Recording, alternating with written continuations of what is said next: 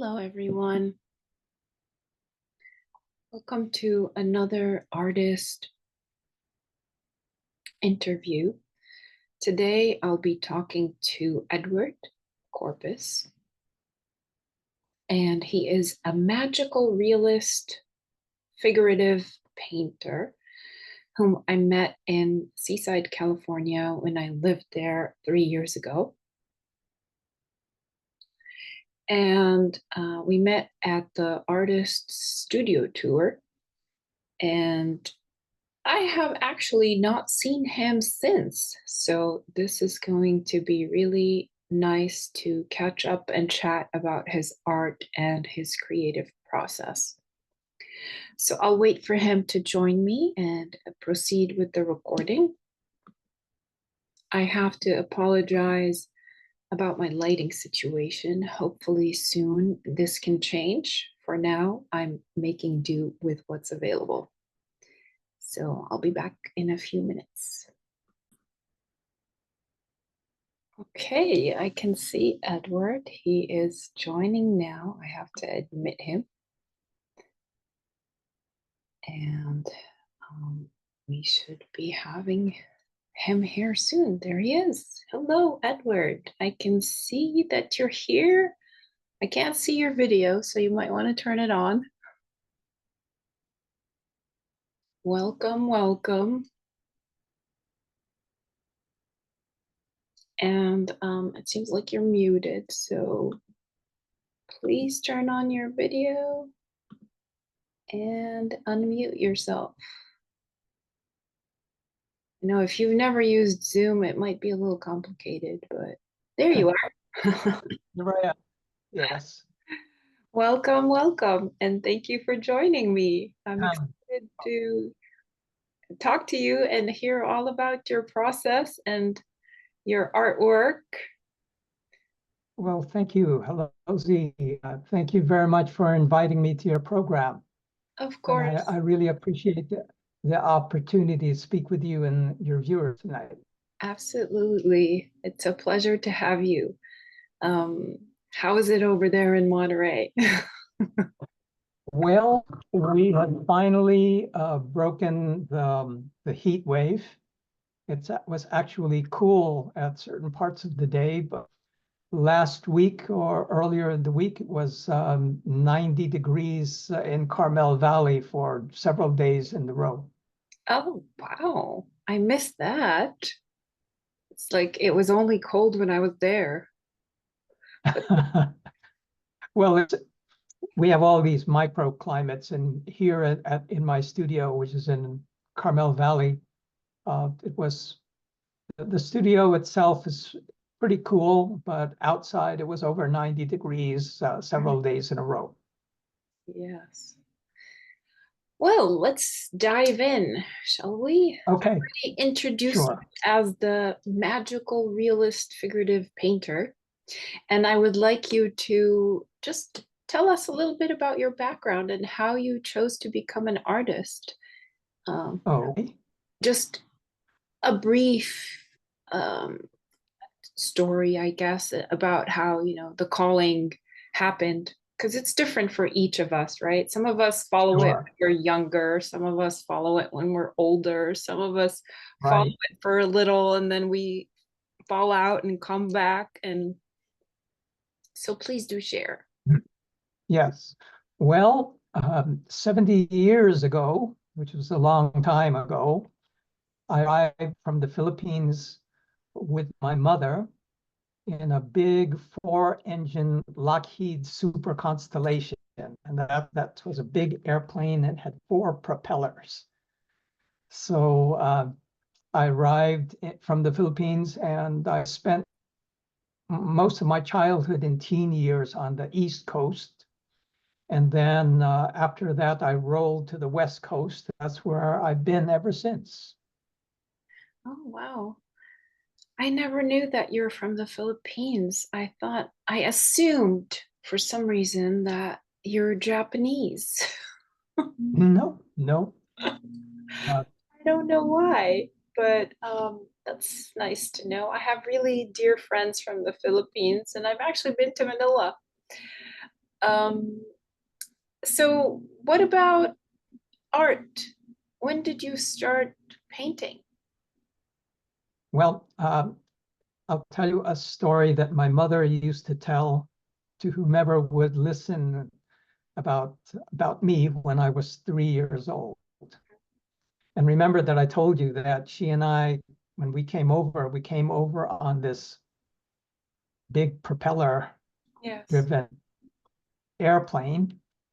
And well, the story she used to tell was that when I was 3 years old, I climbed up on a dresser drawer in the apartment that we had. We lived in a railroad, what they called railroad tenement in the Bowery of New York, which was at that time it was the Skid Row of New York.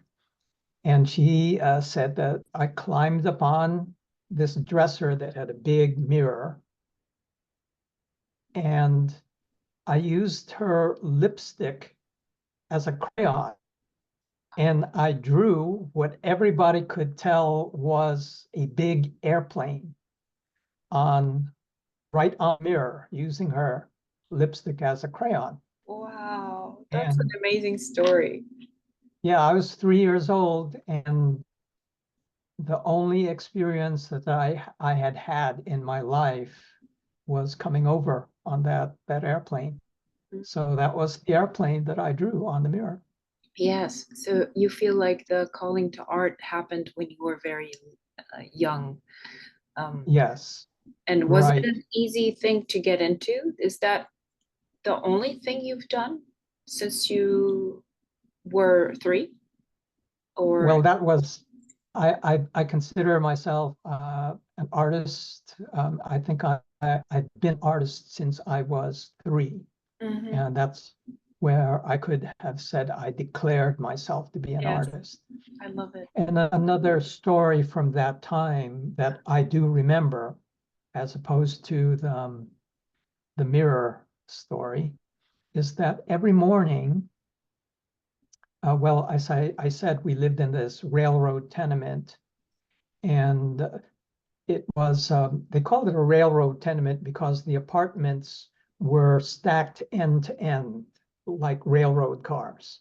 And they opened up to a common hallway, and we didn't have a bathroom. The bathroom was a common bathroom at the end of the hallway that was shared by everybody in the building. And we had a landlord. His name was Mr. Gordon, and my parents referred to where we lived as Mr. Gordon's house, Mr. Gordon's place. Mm. And he learned, probably from my mother telling him a story about the mirror, was what he would do would he would leave drawing paper, or could be hotel stationery or anything like that. He would leave it in a drawer on a table in the hallway. And every morning I'd ask my mother, can we go out in the hallway so we can check to see if Mr. Gordon left paper? I love And it. yeah, Very nice. so I've considered myself an artist ever Yeah. since. And have you always worked with paint? And is it oils that you use? I do use oils, but even though I've considered myself an artist since I was 3 years old, I've only been showing my work to the public some maybe over the last 10 or 11 years. Oh, I okay. had to, yeah, I've had to get over my own introversion and a lot of issues, uh, even though I have been drawing and painting in some degree for all of my life since that time. Yes. I mean, you touch on a really important point. I think most artists have something that they struggle with when it comes to either making their art or feeling like their art is up to par or feeling like they can dedicate their life to it. And I think it goes back to like the society and how it programs people that, oh, what is art? Like, that's going to sustain you? Like, are you crazy? Yeah, Like, yeah, go find absolutely. yourself a job that actually rewards you. But you don't Yes. get it. You Like, know, art is rewarding me. right. You know, there's a word that I hate, and that word is hobby. And Yes. I hate that word because my mother used to say, you need to get a job. You don't want to be a starving artist. Art is a good hobby Yeah. for you. So it's a common thing for people to think of it that way when it's not, because, and this kind of leads me into the next question is like, what is art? Isn't everything on this earth art, literally? Everything. Yeah, Think about it. I would say I would say if I were to give a one sentence definition of art, I would say that art is a human creative action of individuals express emotion and express ideas using a physical media. Mhm. And besides the action of individuals, art can also transcend individual action through the dissemination of ideas and emotion through culture. Yes, absolutely. It's a way to express ourselves, and it could be with any instrument that we choose. Some people express themselves with their entire body. Some people express themselves Yes. with images. Some people with words, Or gestures. with music. Yeah, or with their sense of fashion, or the way they make their food, the way they set up their space. It's all expression. Correct. Yes. I love it. So, which makes me feel like we're all artists then, aren't we? Yes. Now, I zoologically and biologically, I don't know for sure if animals and other creation could be considered artists, um, and that it's confined to human beings. But from Yes. a philosophical and spiritual standpoint, from my own spiritual standpoint, which I can't prove, I would say yes. Yeah, I would say all of creation is art. absolutely. Yes, I totally agree that animals cannot be considered artists, except that maybe some of them are, like the bees or some insects. Um, those that can get creative. I mean, when ants make their homes, and isn't that like a creative thing when they're like digging in the earth and making their colony? Um, I don't know. I need to sit with that a little bit, but I see what you're Yeah. saying Well, because it's yeah, it's more philosophically centered. or spiritually, It's more, you might consider yeah, that it might, all of creation is an artistic creation. yes, it's nature basically. Nature is the biggest Yes, creator. It's like the correct. mightiest Yes. creator. We just like are part of it, so we're like creating with it or Yeah. because of it. Very nice. I love it.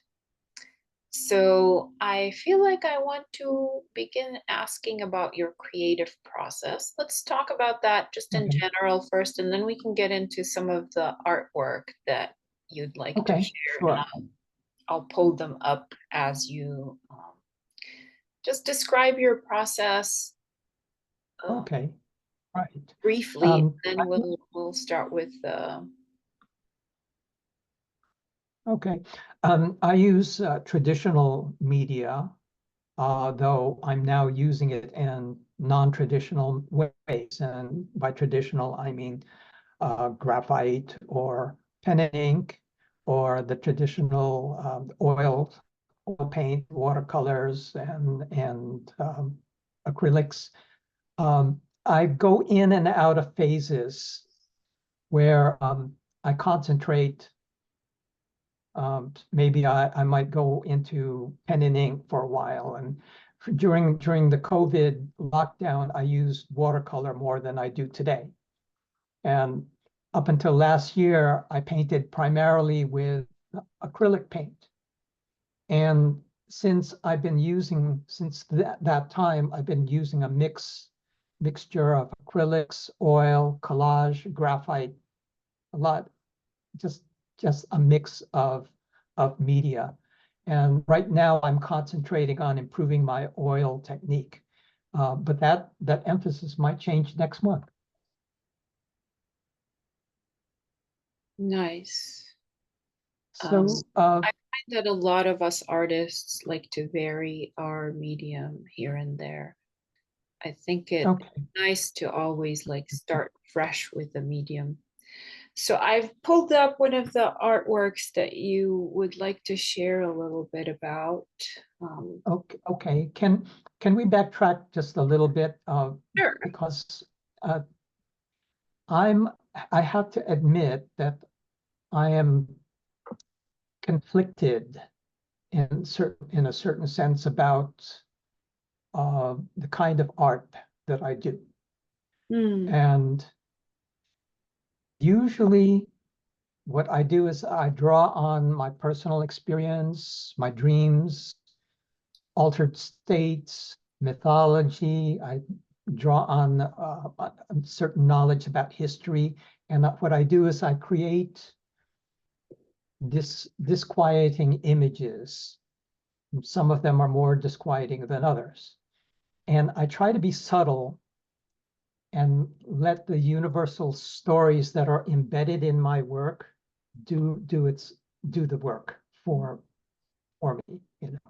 There, and what I do is I let the viewer decide and see if something resonates in my work that evokes the stories of their own life. Mhm. Right. And that's what I do. I try to do most of the time. I try not to be didactic. I not, I try not to tell what the story is. I try not to, even though it may be inspired by something in my own personal life, for instance. Once the artwork leaves my easel, it belongs to the world. Yeah. And I'll give you an example of this. Recently, I had a piece of artwork that if you go to my website, people can go to my website, edwardmcorpus.art.art. And this painting is called The Witch. And it was hanging in a gallery in San Francisco. And while I was speaking with somebody else, a woman just came up to me and said, "The painting made me cry." Mm. And I can't ask for more than that. I think that alone tells me that that painting was a success Yeah. because there was something that resonated, that caused the resonation in that woman's psyche for her to be able to say that. Yeah. So now Thank you for sharing. there's another, yeah, there's another, this is where the conflict comes in that I try to avoid being didactic, but sometimes, I live in this society, and there are things that happen in this society that I respond to, that I react to. And Mhm. some of those things that happen in society are outrageous. And my reaction is outrage. Yes. And outrage shows in my work. So in the weeks leading up to the election that we're going to have here, I'm posting almost entirely political work, my political work. And that definitely has a message, and it may be hit you on the head with a 2x4 kind of message, but it's a message, I love right? it. Yeah. Very cool. I try not to do that, but I think, the times call for it. So that's Absolutely. Yes. I've always right. shied away from like addressing socio-political things in my art because I feel like there's a ton of it out there. Like there's enough of that, you know. But some artists are called, like that's all they do is address those issues, right? And it's part of the artist's calling. It is part of our mission to bring attention to these things that people don't really tune into because the artist has some sensibilities. And you know, we're saying the artist, we're saying that the people that take their art seriously and are constantly putting out art in the world, professionally Mhm. speaking. and Yes. and because we said earlier that everybody is an artist, and it's true, everybody is an artist, but not everybody is putting in that time, basically. Yes. And that's the professional artist. When we speak of artist, is the person that has put in the time to develop their craft and refine it and make it into something um, otherworldly, which is basically what we're looking at here, Medusa. And well, we do this. There is another painting Yes. that you have that's also a Medusa. Mm-hmm. It's Would young you like me to Medusa. do Can that? it's related to this one, but can we go to that one first? Yes, let me do that. Um, in the meantime, I want to say that art is meant to be interpreted uh, by the person viewing it. So it's not like a one size fits all. Is this it? No, it must be this one. No, it's that one. Yes, that one. Um, so going back to what you were saying, that the woman got out of your piece what she wanted, it's because Yes. that's what art is for. Everybody's going to interpret it according to their perspective, according to how they view life, to their background, to what's in their what do you call it, what's in their consciousness at that time. So Yes. here's the other piece that you said is entitled Medusa, and I can see the snakes on the ground, and there's an Yes. This innocent. one is young Medusa in the Temple of Athena. Mm, And in both of these Medusa pieces, I'm inspired by um, Ovid. Ovid had a version of the story of Medusa. And personally, um, I think that Medusa has gotten a bad break over the centuries. I think, true. Agree. Most yes, most of the mythological characters that are portrayed as evil, I think there's something there. You know, there it's like a duality thing. There's a pros and cons, a good side and a bad side, like all of us. yeah. Now, Medusa is the toddler that's sitting on the floor. Mm. Yeah. And I think that, if you ever see it in person or have an opportunity to zoom in on her face of the young girl, you can see that there is no evil Oh, in there we go. that I think I can zoom in that here. child. Yes. Yes. Yeah, that And of childhood. yes, and the story that I'm basing this on is Ovid's version of the Medusa story, in that Medusa was dedicated from the time that she was born to be a priestess in the temple of Athena. Mhm. And so that's what she was raised to be, was to be a priestess.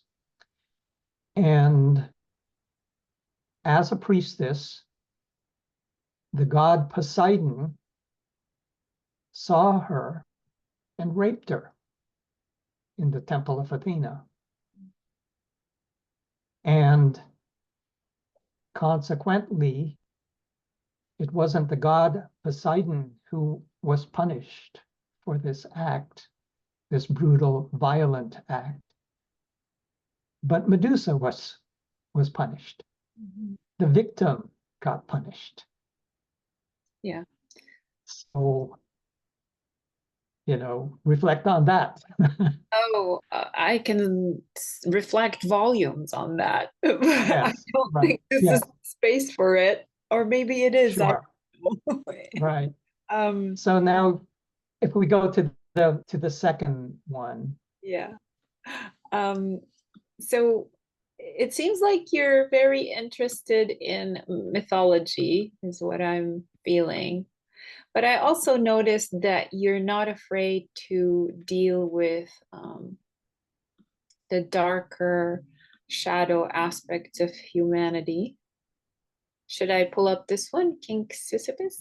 no, the one, the round one, Oh, that they're one back to is the round. awesome. Okay, Yes, yes. there you go. So you might say that the one that we saw before was the before, Mhm. and this is the after. Yes. And this is modeled closely on Caravaggio's uh, Medusa. Yes. And this Medusa has two heads, or it shows two aspects of Medusa. She has now become a monster, and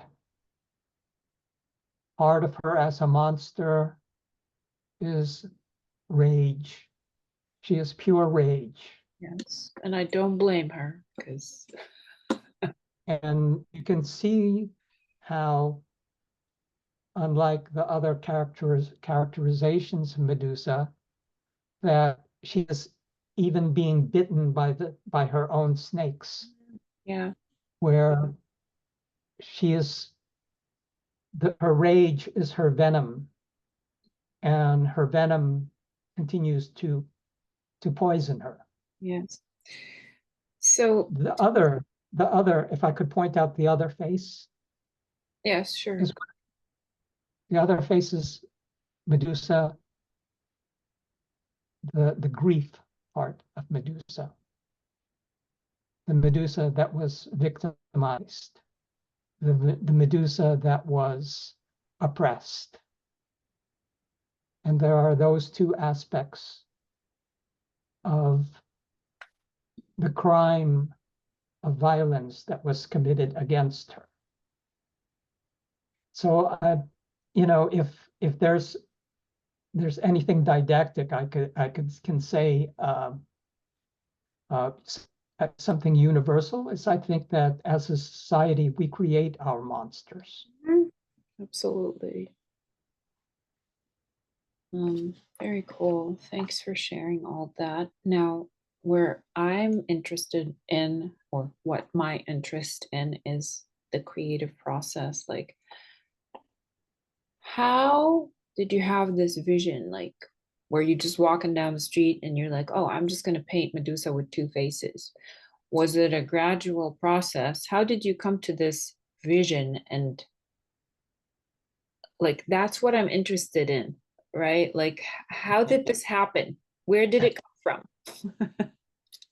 I If think because of my own personal background, mm, um, that I am a person of color, mhm, and I had a childhood that was um, full of trauma, mhm, various kinds.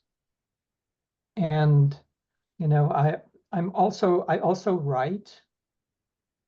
I'm writing, for instance, I'm writing a memoir, and one of the teachers of memoir had a saying that it's not what happened to you.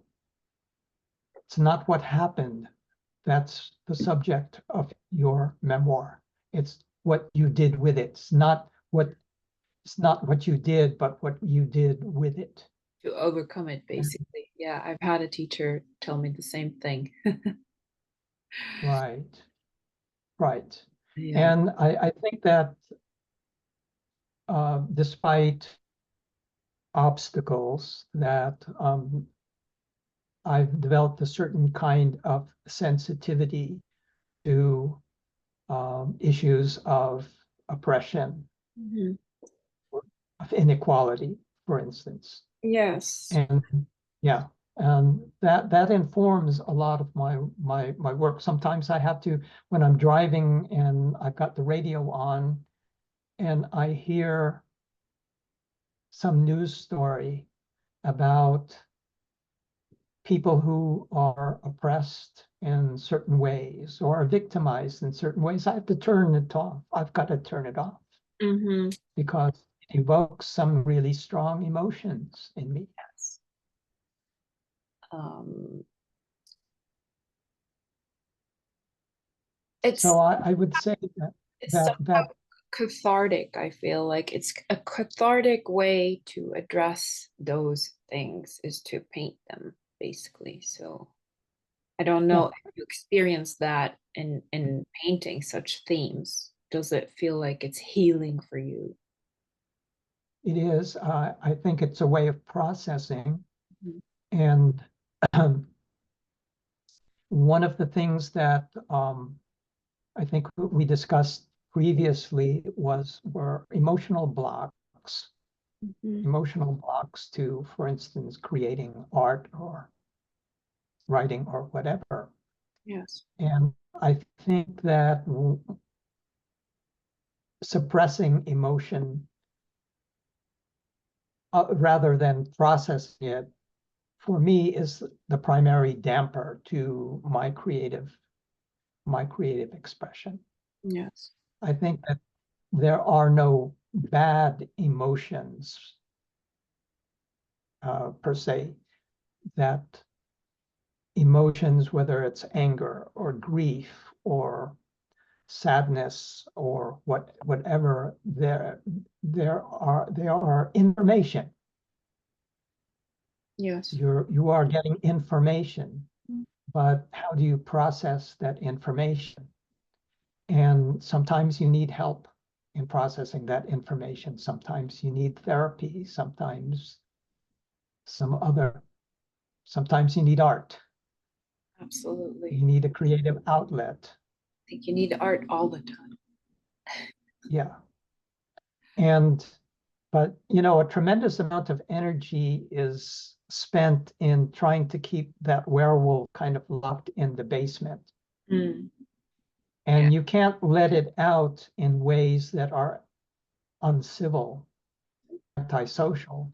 And people, who don't know how to process might do that. They might act out and Yes. be uncivil, or they might act in and become depressed or engage in addictive behaviors, for instance. Yes. So, we have to process it.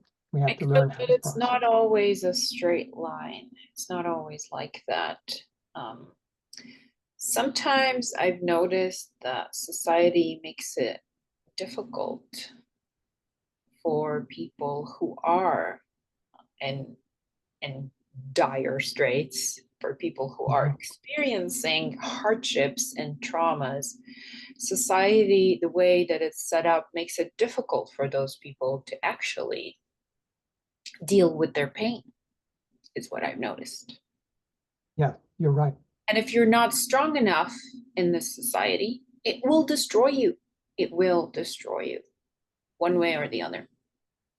So, society is reserved, or survival is reserved for the privileged and the extremely strong, but not just physical strength. It's like a mental Yes, strength. yes. and the faith and trust that it's going to be okay. Without those two things, people just lose it. They lose Yeah, their right. way, they lose their path, they lose their mind.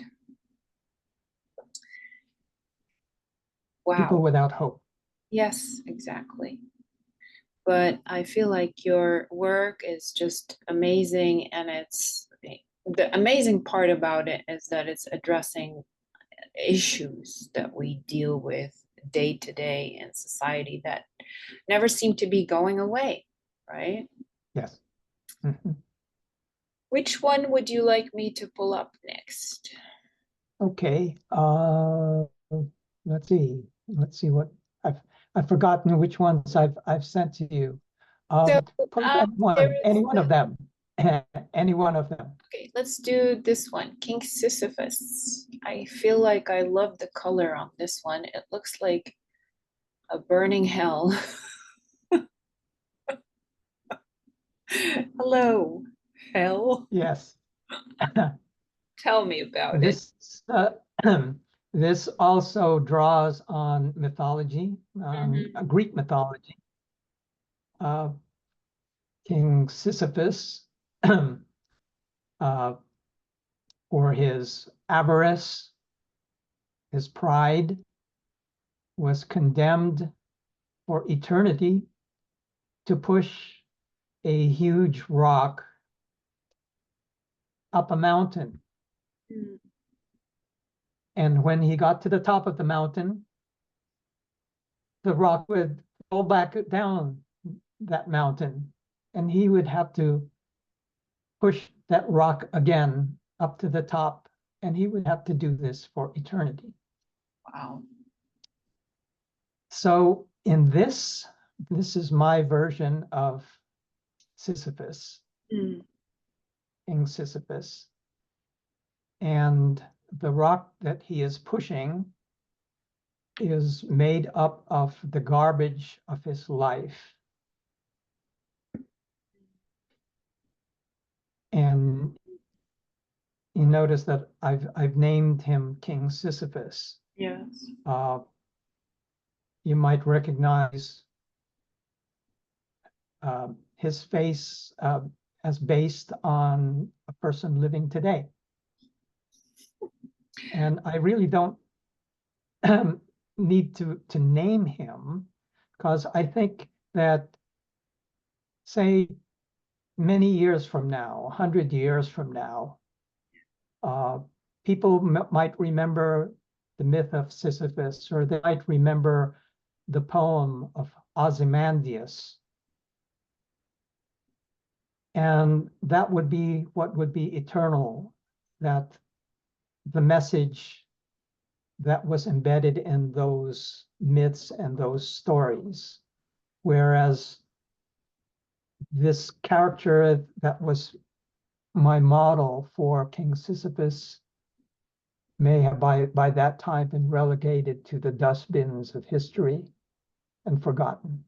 Yes. Great detail. You can see some golfing clubs in there too. There's golf clubs. There is a golden toilet. And There's gold the of there's it. the grill of a Rolls Royce of a certain model that a certain person living today drives or is driven in. I'm curious about the light on his crown chakra there. Was this on purpose or was it an accident? Oh, that's it's just the way that the image. I don't mean to show him as being in any way enlightened.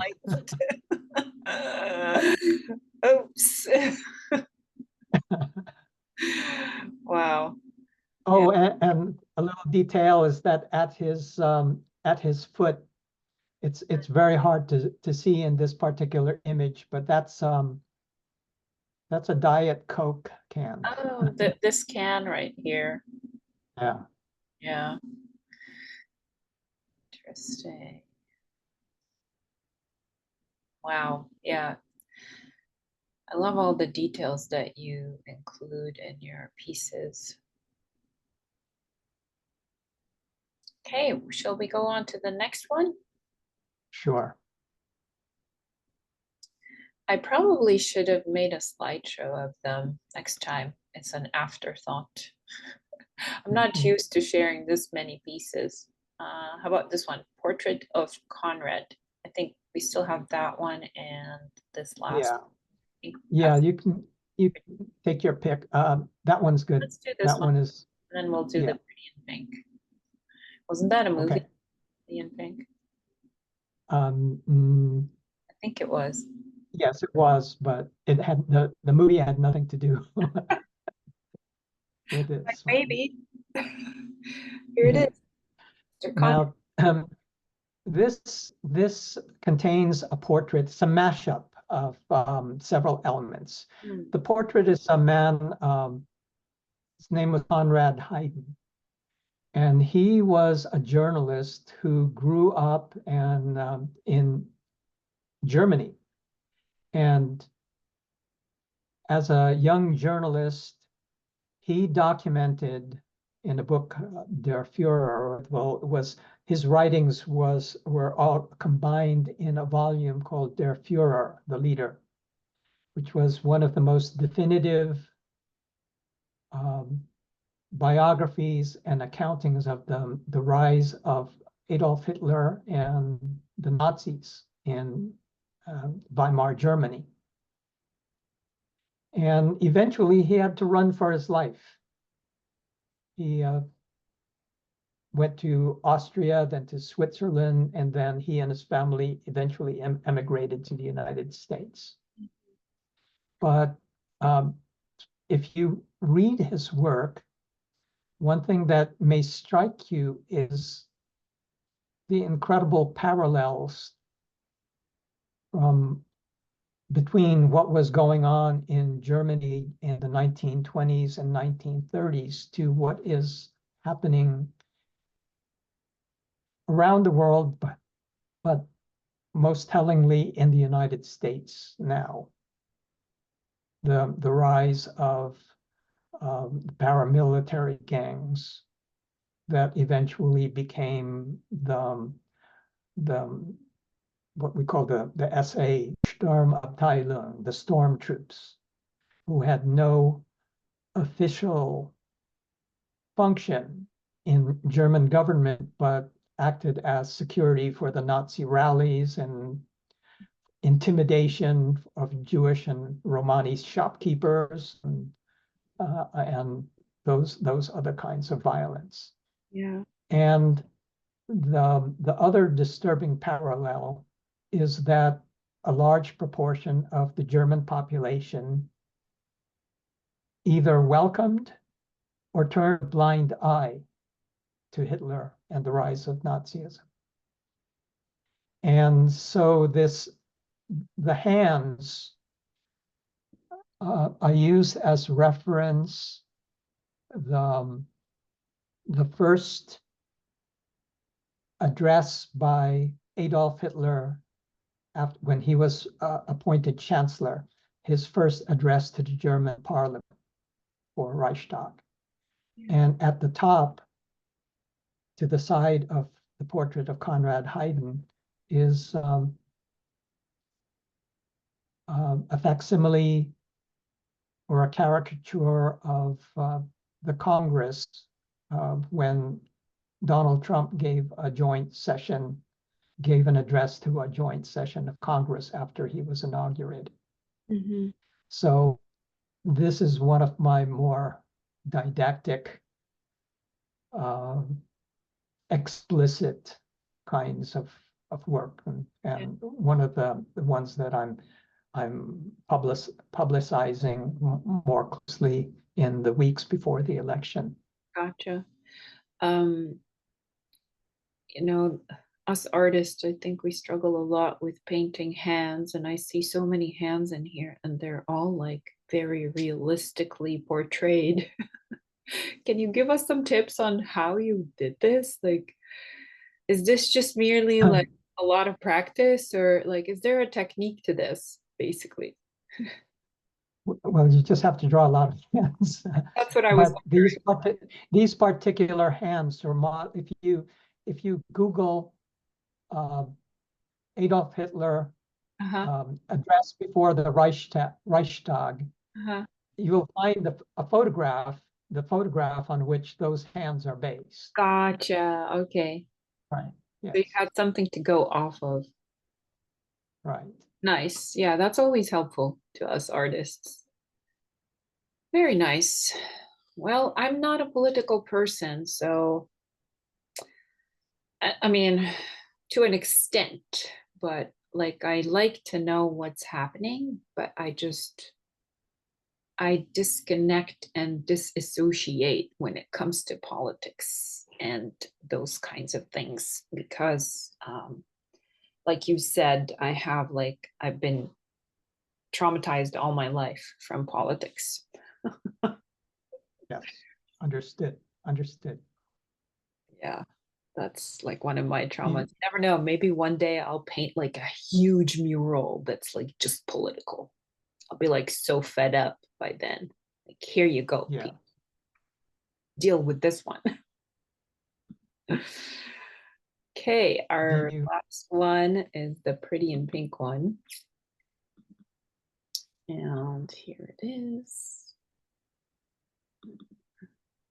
I'm learning as I go. I think next time I will prepare a slideshow for whoever is interested in joining me. Okay, well, I do love pink, and this pink really stands out for me. It's a great pink. Looks like Hitler okay?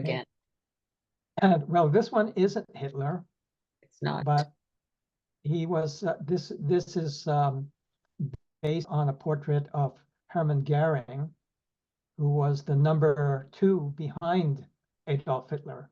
Uh-huh. And the the SS, the Schutzstaffel, or the general the general staff behind Adolf Hitler, they were called the Black Corps, Mm. and they wore black uniforms. They were also called the Death's Head Corps, and in their hats, on their hats, they would have a skull. And that uniform was designed to instill fear and awe. And but they were the kind of men that if it were not for the fact that they were so destructive and violent and that their actions had such horrendous consequence, they would be ridiculous men. And I was also inspired, but I can't remember the actual poem, but I think it was Sylvia Plath. I think she had a poem where there was a line in it where she said that cerise was the most ridiculous or absurd color in her opinion.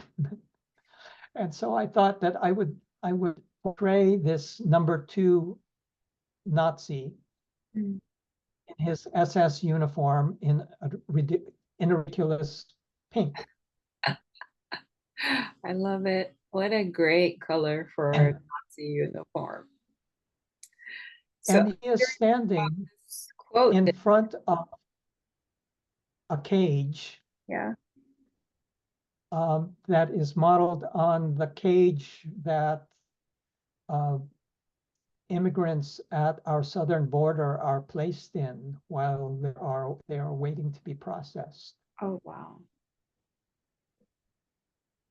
Amazing. And that little girl is standing on the bench looking up, an Mm-mm. innocent young girl looking up at this Nazi. Yeah. So you can draw whatever conclusions you like, but I've also a quote from Hermann Goering down at the bottom. Yes, I Uh, was curious about this one.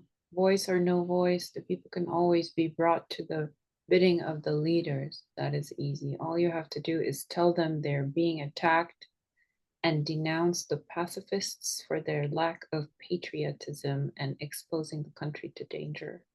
It works the same way in any country. Hermann Göring at Nuremberg. That was at the Nuremberg trials after World War II, when all the Nazi war criminals that were still alive Yeah. were on trial for crimes against humanity. And Hermann Goering said, one of the things he said, well, you know, it's only wrong. What we did is only considered wrong because you won. Yeah. So what he was essentially saying was that might makes right, and because the Allies won, that's the only thing that makes them right. And he said he was essentially saying that it's really easy to manipulate people.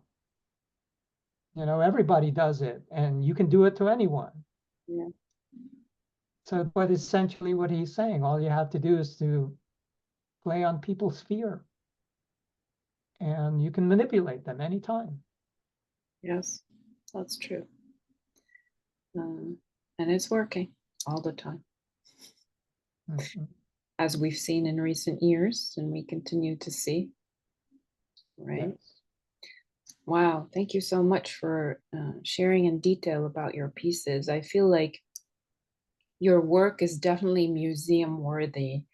It's Thank you. that Yeah. every artist hopes to actually achieve. I know me for one, I would love that at some point. But I think you're already there and you just need to find the right collector for that to happen. Um, Thank you. Thank you for your words. You're very yes, kind. I absolutely feel like your work is definitely something that museums would want to get their hands on. So, well, it depends on the curator and who's collecting their works. But if I were you, I would look into it because museums tend to want to collect those things that um, record history and sort of highlight and criticize and critique those things. So I think you're there. Thank you. Well, I've been trying. Yeah. So we've I've been discussed trying, what, and I will continue to try. oh yeah, I mean, that's all we can I'll do. continue to work at it. You've definitely been you've definitely arrived. It's just a matter of being found. And that's the hard part too. It has to be the right timing, the right people, that whole thing. But I'll definitely be there when it's done. Thank Uh, you. so we've talked about a lot about what inspires you, and it's usually what I'm gathering is the society, what's happening in society, what's happening in politics, and that kind of thing, traumas and all that shadow aspects of humanity.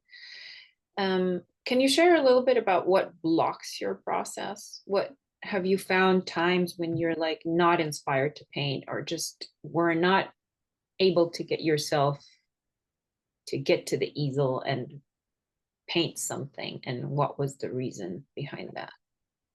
Yeah. Uh, well, it could be a number of reasons. I could be preoccupied with other things that are impinging on my emotional state. And I find myself unable at that point to paint something. I feel uninspired, say. And but what I do is that I try to process whatever I'm being blocked. I breathe. I slow down. I talk to a therapist. I meditate. I call on my higher self to Yes. assess what my situation is, and I don't wait for inspiration. I have to work. I Mm-hmm. might not be able to paint what I want to paint, but then I read books, I view other artists, I read tutorials or view tutorials, Yes. and I do creative exercises where I go through the motions of making art. I do the work Mhm. until the paint that's an exercise turns into art. Yes. Nice. I think that's all we can do is Yeah, add it. Uh, that's sometimes, how I get back into the flow. um, I mean, there's that. Like I've experienced a variety of blocks in my whole entire painting career, and by far the most recent is not a block, but I don't have a space. Mhm.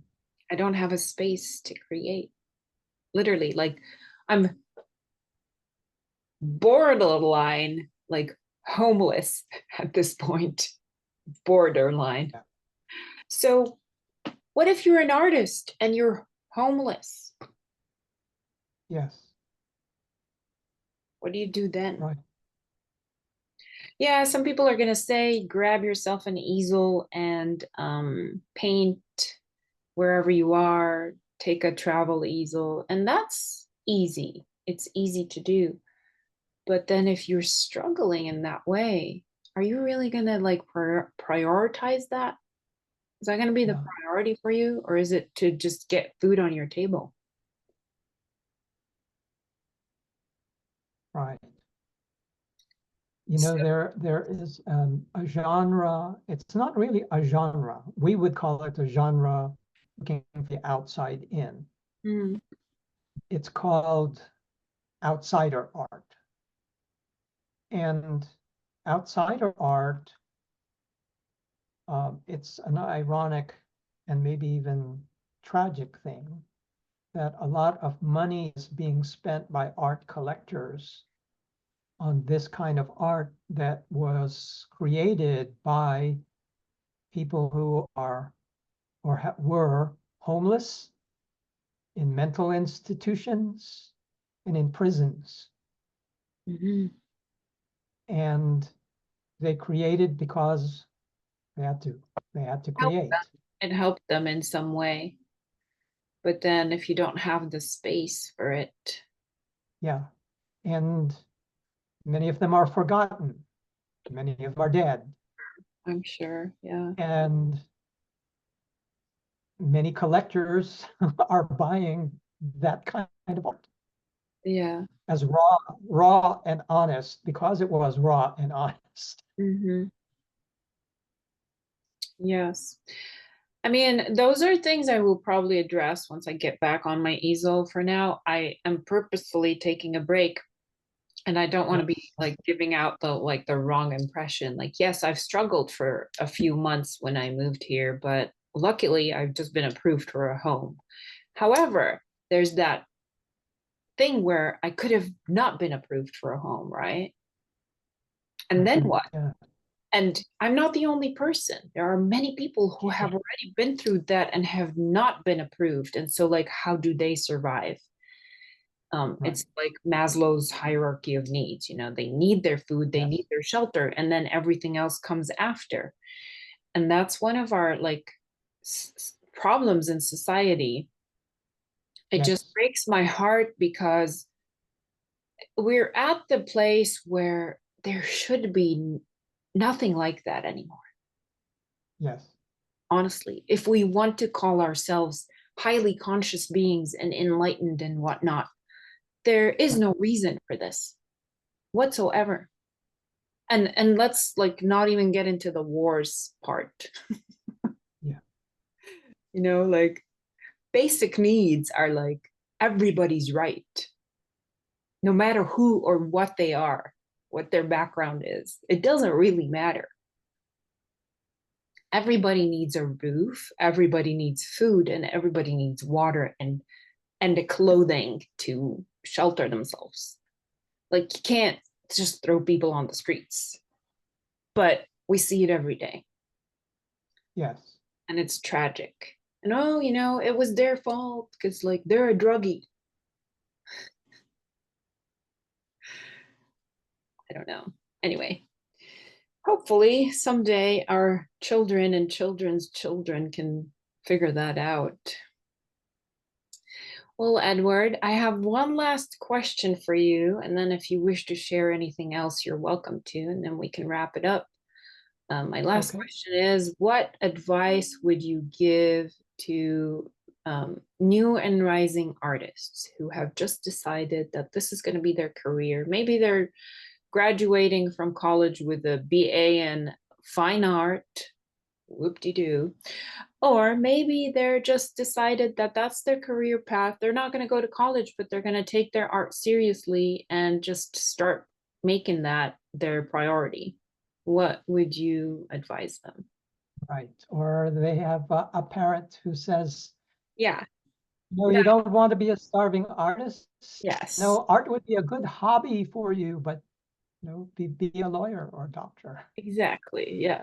Well, Well, I would say three things.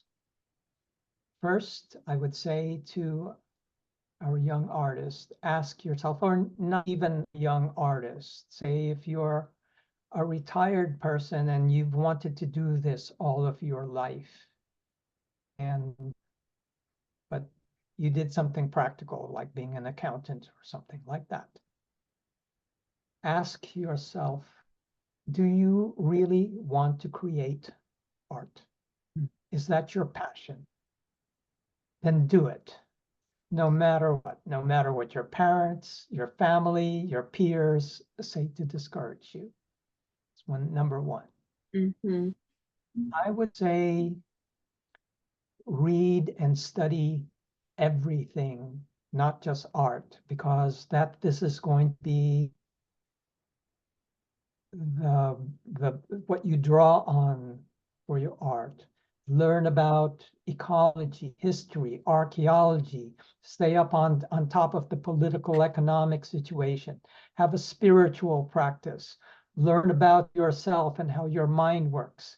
And this is lifetime work. And the world needs you. So it's the kind of work that you need to do because the world needs you. And finally, I would say look at all kinds of art, good art, bad art, ugly art. Look at a lot of it, and don't fall into, while you look at it, maybe you can be inspired by it and pick artists that you like, that you can copy from, learn from. Don't fall into the trap of comparing yourself. Learn from other artists, but you're a unique individual. You're not anyone else. Learn from other artists, but don't fall into that trap of comparing. Absolutely. And I fall into all of these traps at some point in my life. We all do. I think we all do. Yeah. This is great advice. Thank you so much. This was wonderful. I think Thank this is you. great advice, and I hope a lot of people take it to heart. Um, and it was a pleasure to talk to you again. I know we haven't talked since I met you. Well, I did go to one of your shows, I remember, and then life happened. Sure. The Right. Pacific Grove Art Center, I think it was. Yeah. That was my last solo show.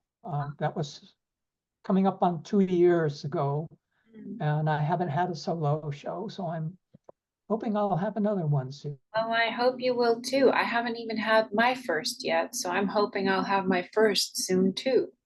Maybe 2025 is the year. Yes.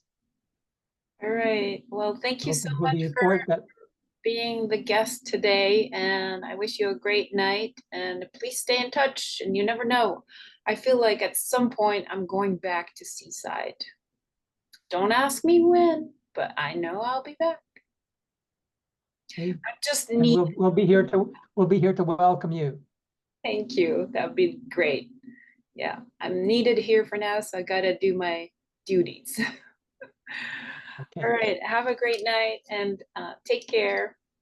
Bye bye. And you also. Bye now.